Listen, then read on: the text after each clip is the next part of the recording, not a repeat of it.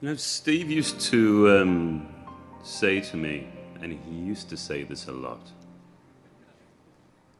"Hey, Johnny, here's a dopey idea." And sometimes they were really dopey. Sometimes they were truly dreadful. But sometimes they took the air from the room and they left us both completely silent. Bold, crazy, magnificent ideas, or quiet, simple ones, which in their subtlety, their detail, they were utterly profound. And just as Steve loved ideas and loved making stuff, he treated the process of creativity with a rare and a wonderful reverence. You see, I think he, better than anyone, understood that while ideas ultimately can be so powerful, they begin as fragile, barely formed thoughts, so easily missed, so easily compromised, so easily just squished. You know, I loved the way that he listened so intently.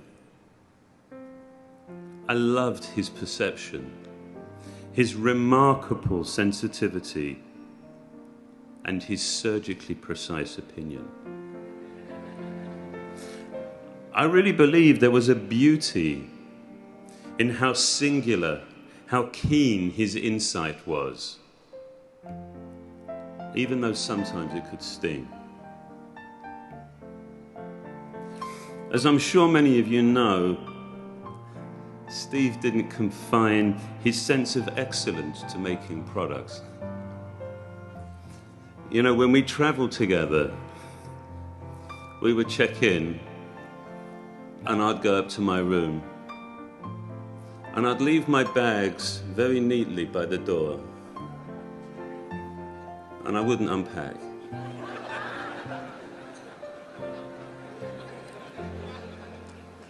And I would go and sit on the bed. I would go and sit on the bed next to the phone.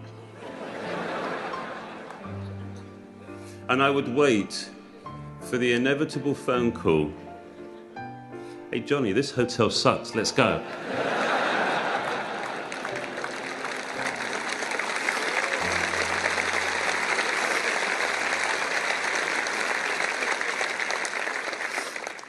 He used to joke that the lunatics had taken over the asylum as we shared a giddy excitement, spending months and months working on a part of a product that nobody would ever see, well, not with their eyes.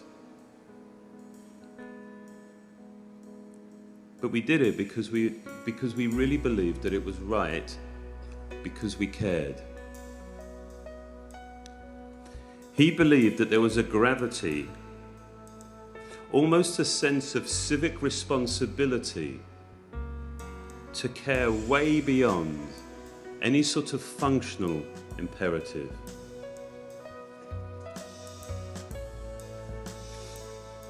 Now, while the work hopefully appeared inevitable, appeared simple and easy, it really cost. It cost us all, didn't it? But you know what? It cost him most. He cared the most. He worried the most deeply. He constantly questioned, is this good enough? Is this right? And despite all his successes, all his achievements, he never presumed, he never assumed that we would get there in the end. When the ideas didn't come, And when the prototypes failed, it was with great intent, with faith, he decided to believe we would eventually make something great. But the joy of getting there. I loved his enthusiasm, his simple delight, often I think mixed with some relief. But that, yeah, we got there in the end, and it was good. You can see his smile, can't you? The celebration of making something great for everybody. Enjoying the defeat of cynicism. The rejection of reason. The rejection of being told 100 times you can't do that.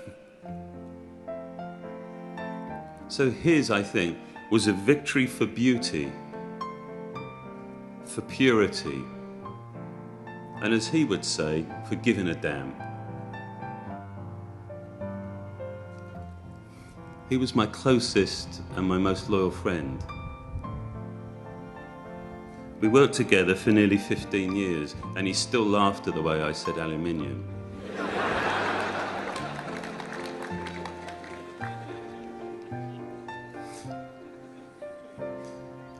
For the past 2 weeks, I think we've all been struggling to find ways to say goodbye. This morning, I simply want to end by saying thank you, Steve.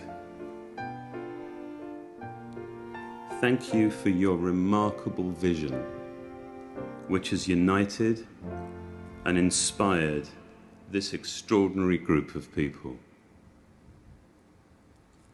For all that we have learned from you, and for all that we will continue to learn from each other, thank you, Steve.